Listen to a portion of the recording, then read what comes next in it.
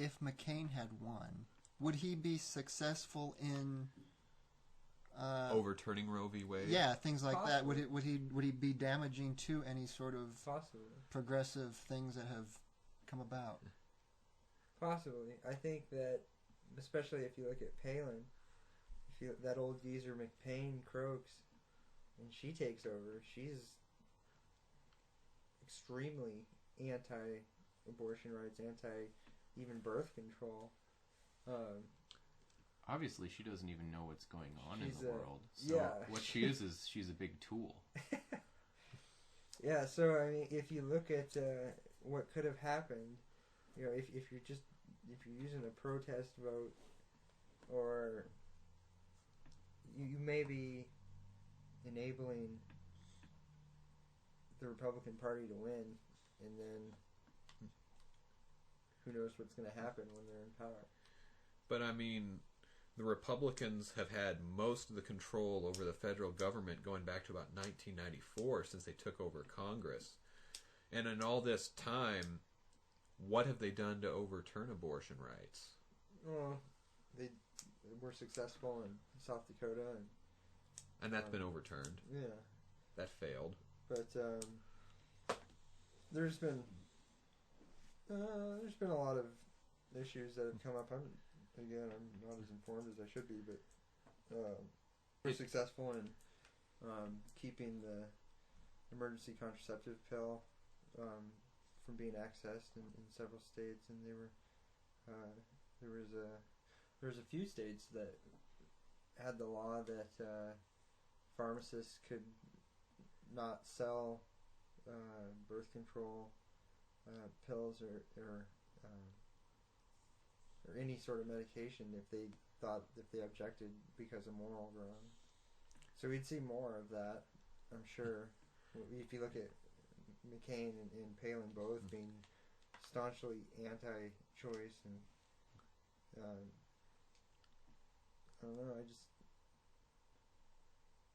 I don't know. I can't really say too much good about the Democratic Party. You don't think that there would be a massive uproar if they tried to do anything, though? I mean, you think? I think that most of the population was just generally acquiescent. They won't do anything.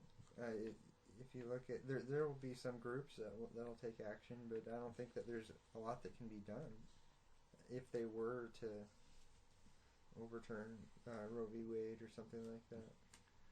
I mean, I'm sure there'd be protests, but protests effectual at doing anything. I mean, standing outside and holding signs isn't going to sway anybody in power to change the laws Well, it would seem to me that the biggest front that the abortion rights struggle is losing is mainly just in access to abortions. I mean, there's just there's something ridiculous. I mean, maybe it's over 90% of the counties in this country don't have an abortion clinic in them anymore. Nebraska is one of the worst. And the thing is, I mean that's sort of been the strategy of the Democratic national leadership, where they've just been as big a business whore as the Republicans, but they try to distinguish themselves by at least mouthing the platitudes of reproductive rights. But it seems like the Republicans and the Democrats are content just to carve out these little fiefdoms, where the red states are basically quasi-theocratic, and then the blue states, well, they say they fund their abortion clinics, but the Democrats don't really seem to give a damn at all about abortion access in states where they don't have power. They don't even care.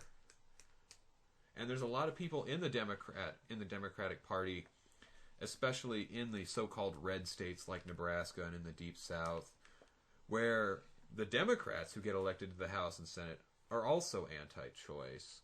So, I mean, isn't it sort of shaky to be basing your passive support of the Democratic Party on something like abortion rights when the Democrats are hardly the knights in shining armor they sort of like to present themselves as when they're, in places like San Francisco? Of course, I wouldn't say they present themselves like that everywhere they go, but obviously, I mean, places like San Francisco, they'll brag about abortion rights, but when they're in Washington D.C., they speak very quietly about their support for abortion rights. They're really not even proud of it. They don't really flaunt it at all. They're worried more about gaining votes from the religious right, because going back to the idea I brought up earlier, they already count on the slavish devotion of women, of poor people, of people of color, and now they just want to. They take you for granted. Well, at least as long as people who are truly progressive and very, very exploited, the extra exploited in this country, will slavishly vote for the Democrats as lesser evils, the political strategy of the Democratic Party is to be Republican light and pick up a few more affluent, reactionary white male votes. Yeah, but how different will having Obama as president ultimately be from McCain if he had won? I mean, will there be a notable, despite whatever positions they have, will their effect? How different will what they do and what they change ultimately? I would suspect it might affect who we're bombing if Obama does up the timetable of moving out of Iraq and maybe bombing Pakistan or some other country. He did threaten that during the primaries. Will Obama go after Latin America? There's a serious concern about that too.